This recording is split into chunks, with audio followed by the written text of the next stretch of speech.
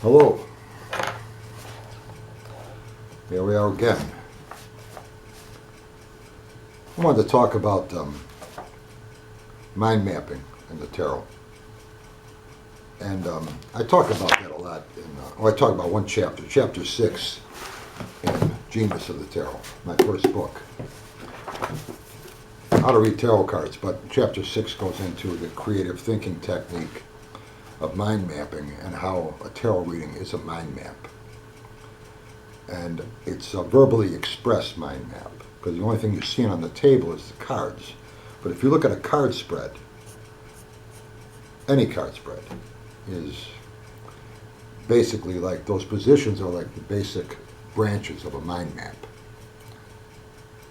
And then the words that you say as a reader from each position, what you're seeing in each position, is like the detailed or finer branches of that mind map.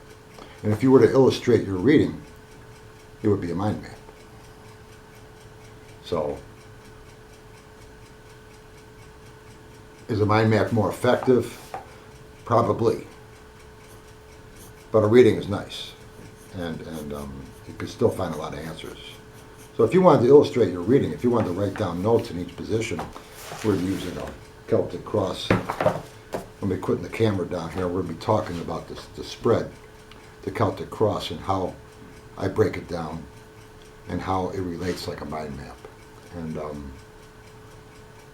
it might give you a different outlook on what card spreads really are doing. And I think that makes things a lot more useful. So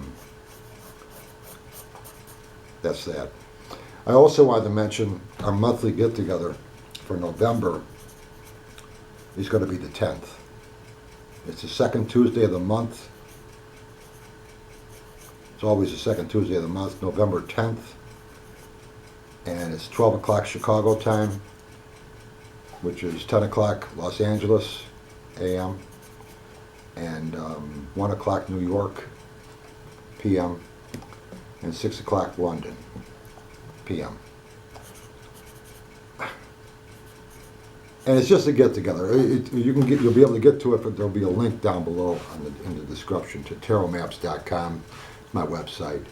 And from there, you can you go to the virtual tarot in the menu, and you could just, there's a link there to the Zoom meeting. And it's free. It's just us getting together and knocking around talking about tarot cards.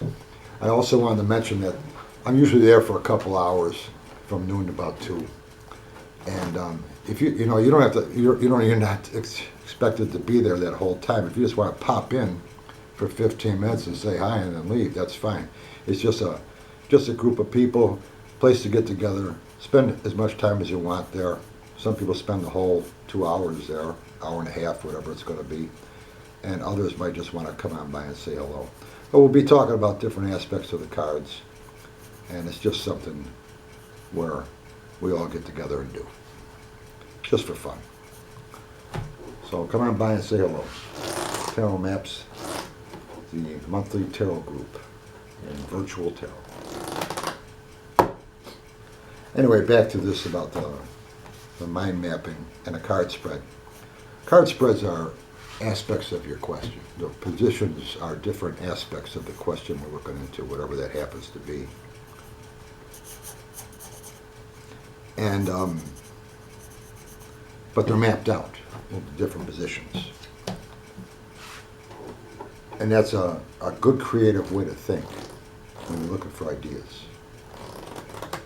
If you have information you're trying to relay to other people, then outline form is a good way to do that. But if you're looking for those ideas, you don't have them yet, and you're looking for answers on something, then mapping the question out like that is the best way to do that. And today that's called mind mapping. Or it's one of the ways of doing it. I also go into something I think is even more important with Essential Tarot, a creative thinking technique called conceptual blending, which a lot of you have heard me talk about. But I thought today I would talk about mind mapping and the card spread and how they're the same thing and how it works. So we'll take it from there. And I'm going to turn the camera around. We'll get going. Oh, another thing I wanted to mention. I haven't got a haircut since December. I haven't got a haircut since COVID.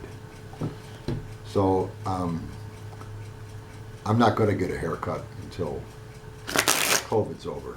At least I don't think so. So I don't know how long this hair is going to get yet. But I don't care. It's just... But this is not something I'm planning on keeping. Eventually I'll get a haircut again. The woman that cuts my hair is probably going to have a heart attack when I walk in there.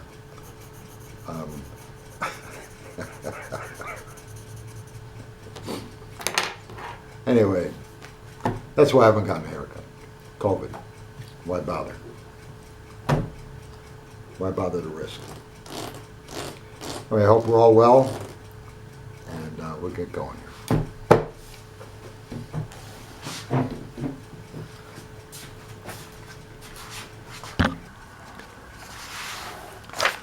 Here I have a Celtic cross out of my journal book, or log book of readings. And so I'm just going to use this because it's got the cross on there. And it's ghosted, but you should still be able to see it. Okay. You know, we got the positions here. And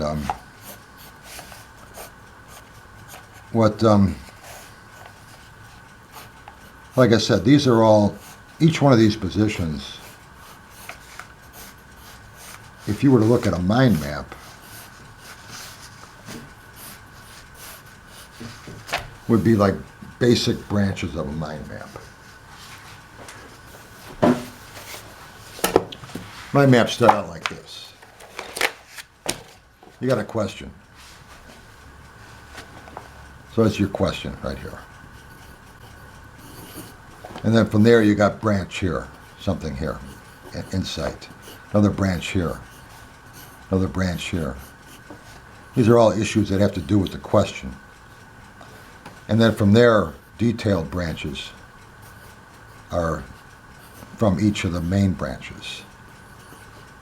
And it maps out like that to different aspects of your question. Finer details.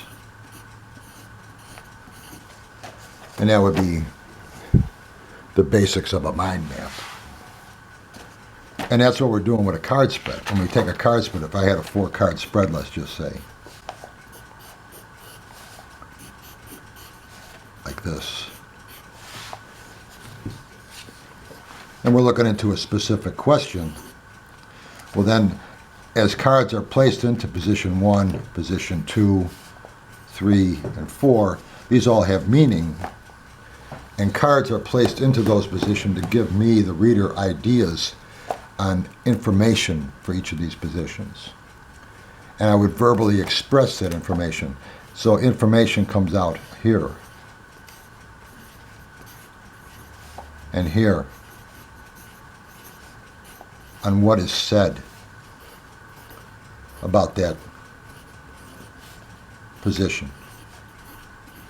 Details. And they might even go farther than that. They might just keep going like this. So, mind map. Card reading. Same thing. Mind maps are illustrated. Card readings, all this detailed information is verbally expressed from the reader. But it's the same application of thinking involved here. And for the same reason, to find ideas we didn't see before. And we never see the card spread on our table. We never see this.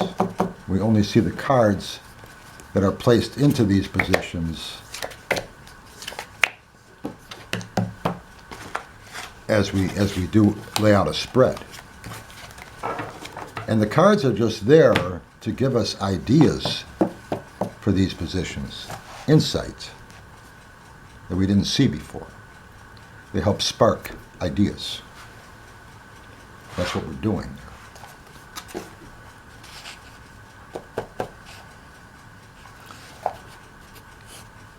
So actually you could do a reading without any cards at all if you wanted to do that, because if I know, like in my reading, numbers 1 and 2 position is a look at the question itself, these two cards here.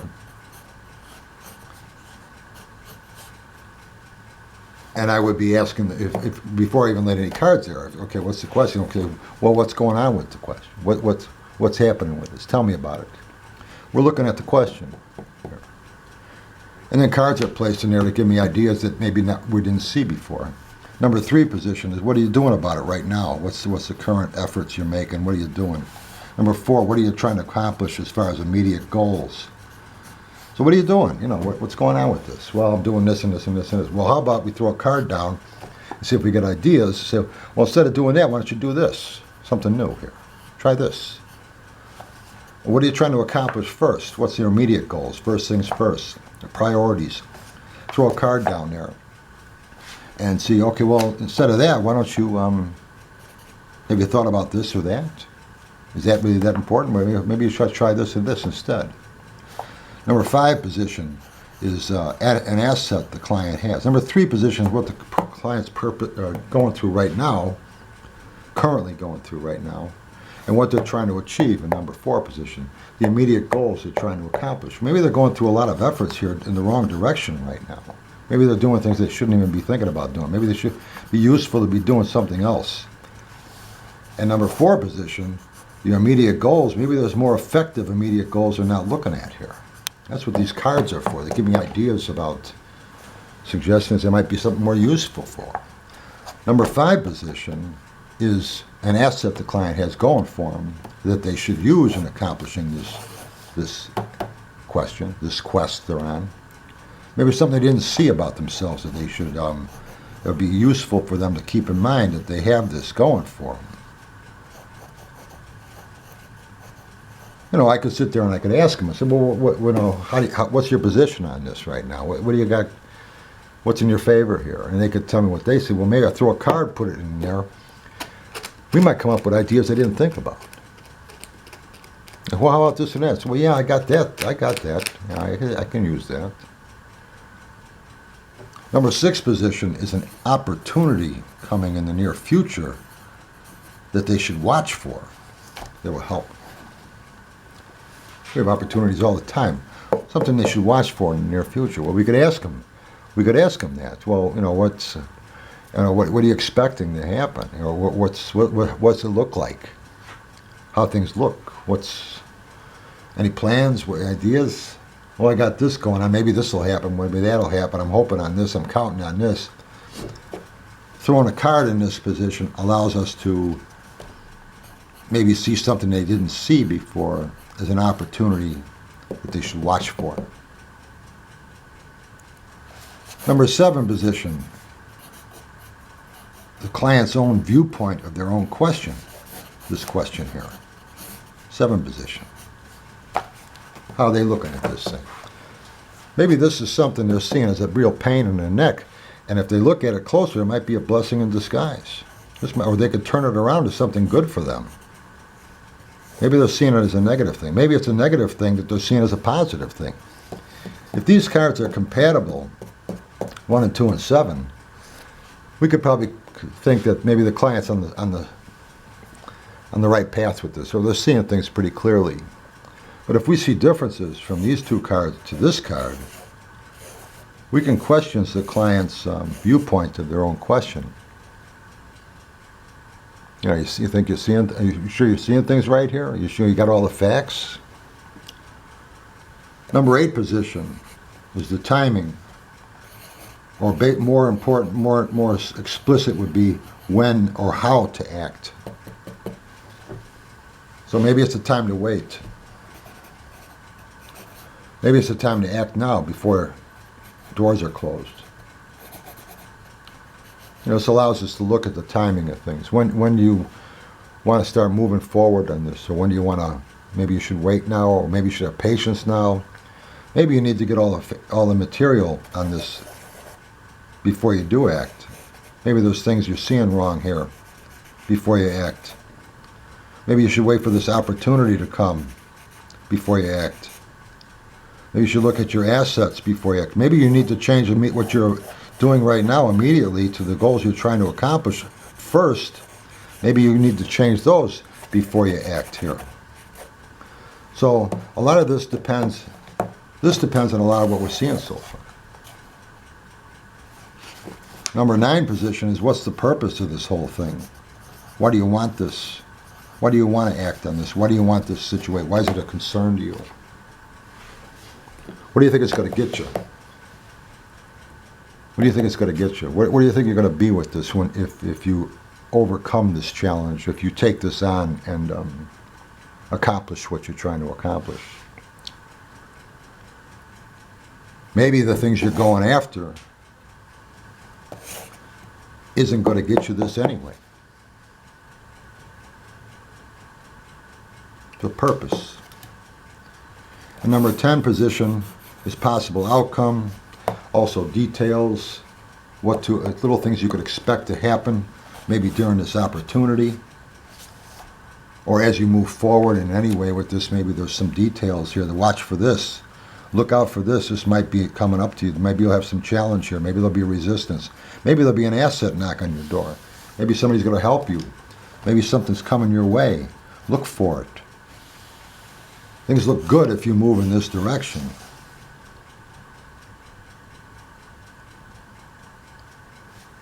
So these aspects are helpful to find answers. And so you could actually do this reading without any cards. You could just say to people, so what's going on with this? And how do you feel about it over here in 7? What are you doing about it right now? What are you doing? You got any plans? What are you trying to, we got any plans right here? What are you trying to do first? What do you got going for you? Got anything going anything promising in the future happening that you've been counting on? What are you ultimately trying to get?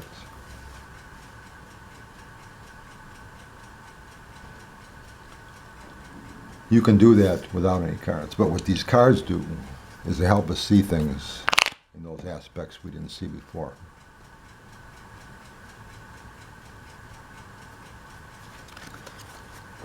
That's the power of the tarot cards.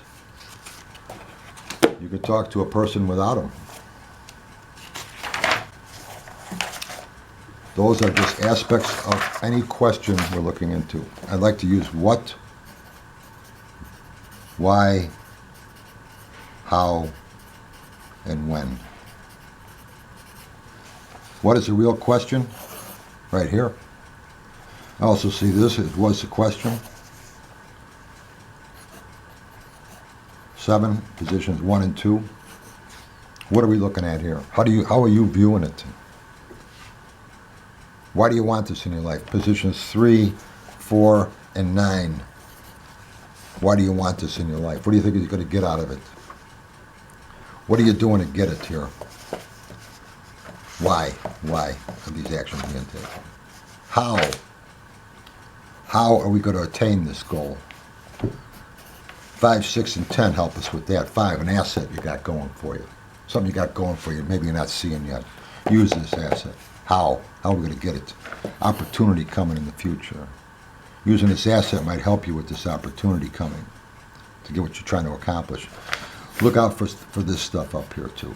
Keep up some other things that'll be changing, coming along, new news, good and bad. You need to be able to prepare for or take advantage of in 10. How? And when, number 8, when to act on this.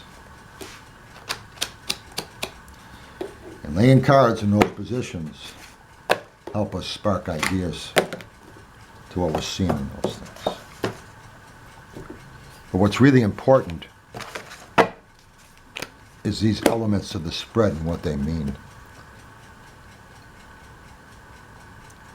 And if I were to go into elaborate with what I'm seeing from a card here, verbally, all this information coming here, verbally from this position, and here, all this stuff. If it was illustrated, it would be a mind map. I used to do this. Looked a lot better than this. I would do this, and then people would ask me, "Can I take this with me?" So if you illustrate your readings, people will want them. If you'll allow them to have it, they'll take them. And they really do like them. I thought about doing that, and I still might down the road when I'm doing festivals and things like that, just for fun. But so a card reading is a mind map, as far as I'm concerned.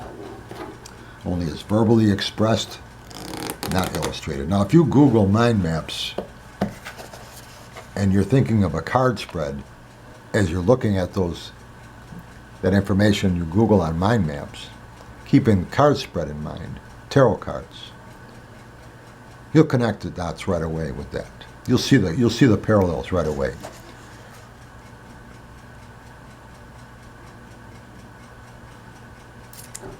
So anyway, I thought I'd mention that. Another thing you could do, which I also talked about once before, just start thinking of different cards without a deck, and lay them in. If you could write them down, just grab them out of your head. Just grab them out of your head.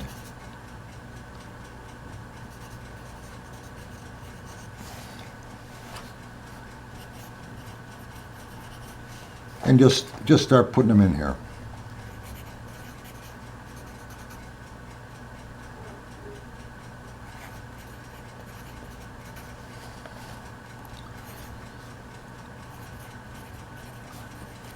Six Wands, King, Coins, and the Hermit, Lovers. This card's going. So here I got a spread now. Five of Coins, Five of Pentacles, Knight of Cups, Wheel card, Eight of Swords, Ace of Coins, Six of Wands, Hermit, King of Coins, Tower, Lovers. Don't even need any cards. So if you don't have any cards, you can do that, as long as you write them down, what you got here. Five changes are allowing this person to take action with the Knight of Cups. Right now you're trying to get things moving, trying to get the wheel spinning. And because of that, the reason you're trying to do that is because you're trying to advance in challenging situations that you've been having a hard time facing for a while. What you got going for you is this Ace of Coins. You're in a good position to take on new beginnings, new challenges. And I see you taking that on very well with the Six of Wands, overcoming obstacles as you move forward here. You'll have opportunity to make some good ground progress on the ground here with things, with the Six of Wands. As you move forward, that's going to put a lot of wind in your sails. Right now you might feel like you're the hermit, isolated, nobody's really in your corner. After the Six of Wands comes around, people will start doing things your way. Right now is a good time for you to gather information with the King of Coins, King of Pentacles. Good time to gather more information. Don't make any big moves right now until you get to really know what you're doing. This thing you're trying to accomplish is really taking on goals, taking on things that are very difficult to take on as far as challenges. You might have been procrastinating, putting things off. Now you're moving forward with things. And you're in a good position to do that with the Ace of Coins. Get all your information first. Know what you're doing. And I see you making wise choices as you move forward after that with the Lover card. You're going to have opportunities to make some good choices as you get more information. It's going to help you take this Tower on. So things might look pretty overwhelming right now, concerning, but I think as you move forward with the Six of Wands, that's going to come around and get this tower's going to tone down a little bit, or a lot, as you move forward. You're not alone. You get people in your corner, you know. Next 2 or 3 months. Right now, in the meantime, do your homework. That King of Coins. That's a reading. Just pull the cards out of your head. You can do that. Just write them down. And if you got a spread in front of you, it's easy to do because you're looking at the positions. So it's a mind map. At least I'm concerned. As far as I'm concerned, it is. I talk about it in Genius of the Tarot, and I'm sure it's in Radical Tarot too. Anyway, see you all on the 10th of November. If you're around, if you're not, I'll have the tarot gathering will be recorded. Parts of it will anyway. I won't record the whole thing, but parts of it will be recorded, and I'll have it on my YouTubes as something you can watch if you want to see it. So anyway, keep throwing cards. We'll talk soon.